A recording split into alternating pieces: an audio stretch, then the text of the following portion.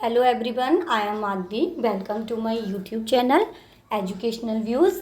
आज के वीडियो में हम बात करने वाले हैं सिंधु घाटी सभ्यता की प्रस्तर मूर्तिकला।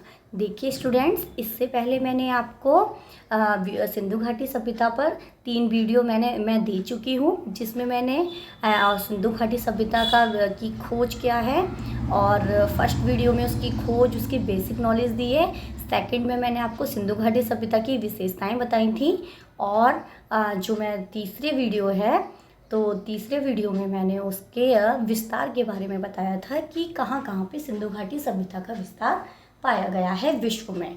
ओके, तो नाउ इस वीडियो में मैं आपको बताने वाली हूँ प्रस्तर मूर्तिकला। देखिए ये जो आपका वीडियो है, यानी कि ये जो टॉपिक है आपका प्रस्तर मूर्तिकला, ये एंटीग्रेड टीजीटी में आपके लिए वेरी इंपॉर्टेंट है, और इससे रिलेटेड क्वेश्चन आपसे पूछे जाते हैं। तो चलिए हम अपने वीडियो स्टार्ट कर लेते हैं।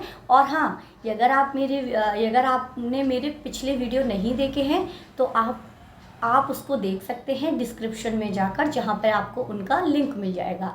तो चलिए हम अपना वीडियो स्टार्ट कर लेते हैं। देखिए स्टूडेंट, सिंधु घाटी सभ्यता प्रस्तर मूर्तिकला।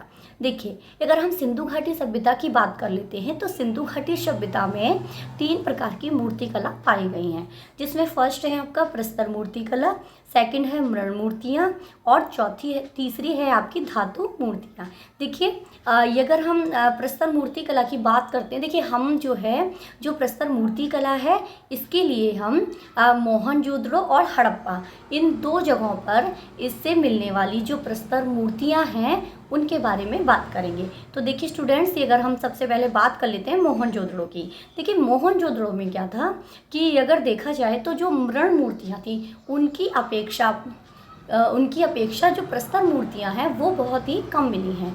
ठीक है, किसमें? मोहनजोदड़ो में। ठीक है, अब बात कर लेते हैं कि जो सैंध पुरा स्थलों से प्राप्त पुरा अवशेषों से जो मृण मूर्तियां मिली हैं, वो मतलब कि जो मृण मूर्तियां थी वो ज़्यादा थी और प्रस्तर मूर्तियां कम थी। ठीक है, और प्लस जो प्रस्तर मूर्तियां आपकी हैं वो अल्बस्टर, सैलखड़ी, चूना पत्थर, बलुआ पत्थर, स्लेटी पत्थर आदि से बनाई गई थी। ठीक है, अब देखिए बात करते हैं कि मोहनजोदड़ो से हमें कितनी मूर्तियां मिली हैं।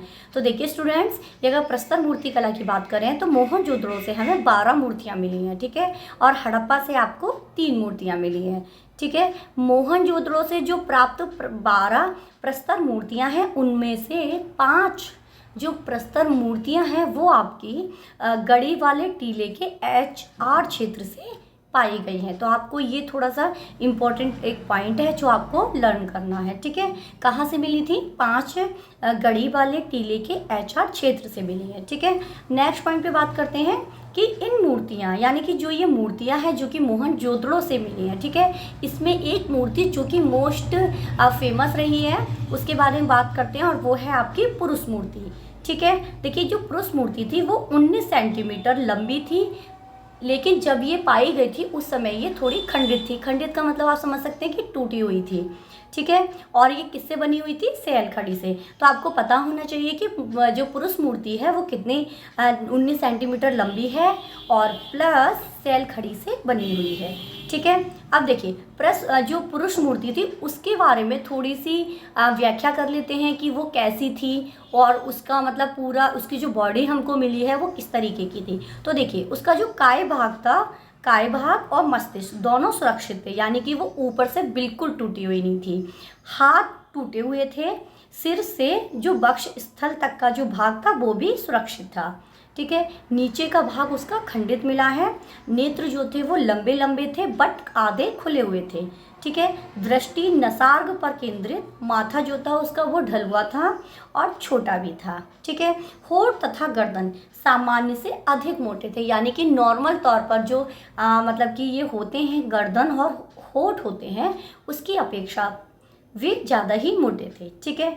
और देखिए जो ये हमें मूर्ति पुरुष मूर्ति मिली थी, या इसके जिस तरीके से ये बनी हुई थी, जो जो इसके नाक कान और मुंह वगैरह बताए गए हैं, उस पर इतिहासकारों ने अपना अलग अलग विचार रखा है। तो देखिए कौन कौन से इतिहासकार थे जिन्होंने बताया है। तो देखिए सबसे पहले हैं आपके जॉन मार्शल। जॉन मार्शल ने क्या कहा है, तो जॉन मार्शल ने कहा था कि ये किसी विशेष व्यक्ति या जाति से संबंधित नहीं लगती, ठीक है।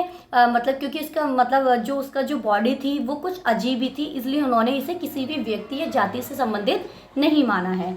दूसरे हैं आपके मेकी महोदय, तो उन्होंने कहा था कि ये किसी पुजारी की मूर्ति लगती है, ठीक है। आरपी चंद्रा ने योगी बताया था। तो देखिए स्टूडेंट्स, यहाँ से आपके ऑब्जेक्टिव बन सकते हैं, तो प्लीज़ इसको आप अच्छे से देख लीजिएगा, ठीक है। अब हम नेक्स्ट बात कर लेते हैं इसके बारे में। और तो देखिए स्टूडेंट्स, अब हम बात कर लेते हैं कि जो सिंधु घाटी सभ्यता की जो प्रस्तर मूर्ति कला है, उसमें क्या था कि बेबीलोन सभ्यता में, ठीक है, यानी कि वहाँ से जो हमें मूर्ति मिली थी, जिसको मेके महोदय थे उन्होंने पुजारी कहा था। तो ऐसे ही कुछ बेबीलोन सभ्यता से भी, बेबीलोन सभ्यता जो थी वहाँ पर जो योगी या पुरोहित जो होते थे वो 3 पति अलंकार के वस्त्र धारण करते थे। तो यहाँ पे बेबीलोन सभ्यता में आपको बताया गया है कि योगी या पुरोहित किस तरीके के वस्त्र धारण करते थे, ठीक है। अब इसी तरीके से देखिए जो पुरुष मूर्ति थी उसमें क्या था कि उसकी जो मूछें थी वो मुड़ी हुई थी। तो यहाँ पे ये भी एक पॉइंट माना गया है कि प्राचीन जो मेसोपोटामिया की सभ्यता थी वहाँ पे नॉर्मल जो पुरुष होते थे, पुरुषों की जो मूर्तियाँ थी उनमें भी मूछें मुड़ी हुई थी।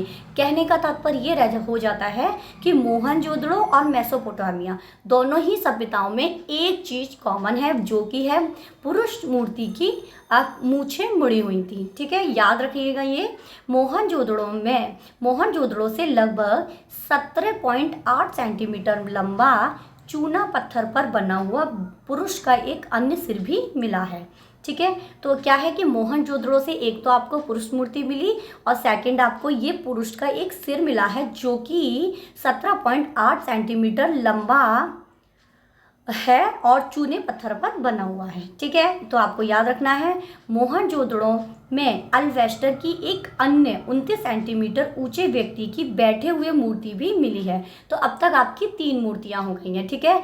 ये 29 सेंटीमीटर लंबी है।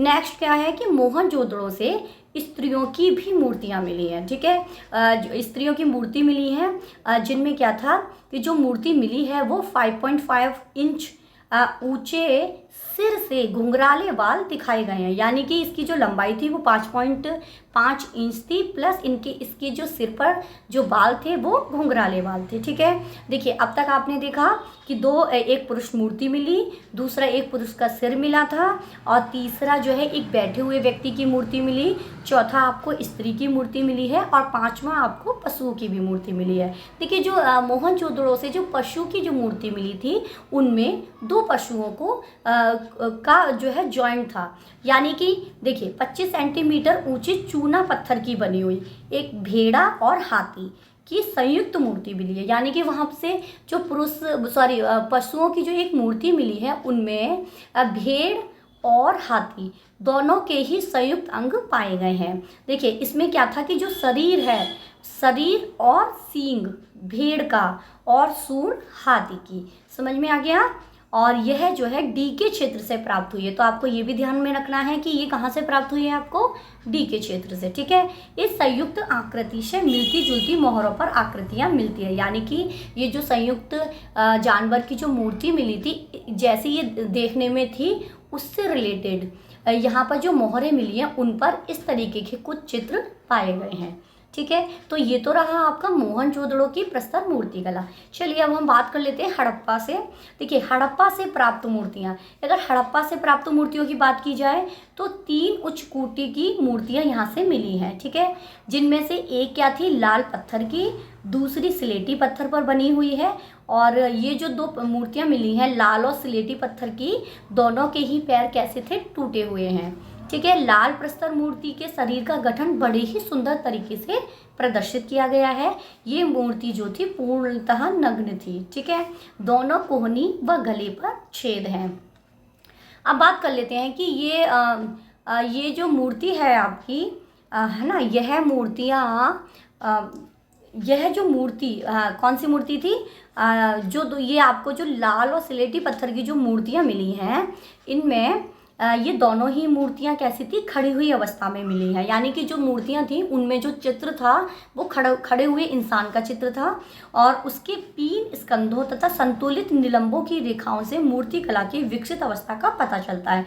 यानी कि इन्होंने इस पर इतनी अच्छी कलाकारी कर रखी थी जिससे कि ये हम मतलब कि मान सकते हैं कि उस समय पे मूर्ति कला का जो विकास था वो बहुत अत्यधिक मतलब ऊंचे विकसित स्थिति पर था। ठीक है, तो अब हम है ना, तो ये तो रहा आपका हड़प्पा।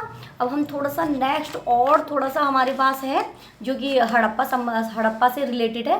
तो देखिए इसमें क्या था कि जो दूसरी मूर्ति जो स्लेटी रंग की थी, ठीक है, दूसरी मूर्ति का बायां पैर कुछ ऊपर उठाया हुआ था, दाहिना पैर भूमि पर टिका है।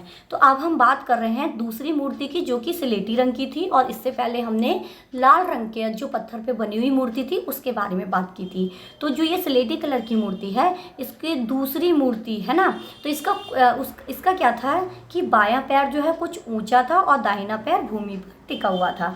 कमर के ऊपर का भाग बाईं ओर को घूमा हुआ है और दोनों हाथ नृत्य की अवस्था में फैले हुए हैं। या आप कह सकते हैं कि ये जो मूर्ति मिली थी वो एक नृत्य करते हुए मानी जाती है, कि एक ऐसा इंसान जो कि नृत्य की पोजीशन में है। ठीक है, जब ये मूर्ति मिली तो इसमें हमारे जो इतिहासकार थे वासुदेव शरण अग्रवाल, उन्होंने इसे किसकी मूर्ति माना था, स्त्री की मूर्ति माना था। तो दैट्स मीन आप ये कह सकते हैं कि जो हमें स्लेटी कलर की जो मूर्ति मिली है जो नृत्य की अवस्था में है वो एक स्त्री की मूर्ति है। इन दोनों मूर्तियों में पता चलता है कि ये लोग जो है तक्षण कला में कितने निपुण थे। यानी कि ये जो दोनों मूर्तियों को अगर अच्छे से इसका विश्लेषण किया जाए तो इससे हमें ये जानकारी मिल रही है कि हड़प्पा सभ्यता में तक्षण कला मतलब काफ़ी अच्छे ऊंचे पायदान पर थी। तो ये तो रहा स्टूडेंट्स मोहनजोदड़ो और हड़प्पा से संबंधित प्रस्तुत मूर्ति कला के बारे में। ठीक है, ये मोस्ट इम्पॉर्टेंट है क्योंकि अगर ये टॉपिक हमारा एलटी ग्रेड में, स्पेशली एलटी ग्रेड में ये दिया गया है, तो आप इसको अच्छे से रीड कर लीजिएगा, पढ़ लीजिएगा, क्योंकि इससे 1 नंबर पक्का बनता है। तो अगर आपको मेरा वीडियो अच्छा लगा हो तो प्लीज़ आप मेरे वीडियो को लाइक कीजिए, सब्सक्राइब कीजिए मेरे चैनल को, और इसको शेयर कर दीजिए, और बेल आइकन को भी आप प्रेस कर देना ताकि मैं इससे आगे के जो भी वीडियो बनाऊं वो आपको मिलते रहें। Thank you for watching.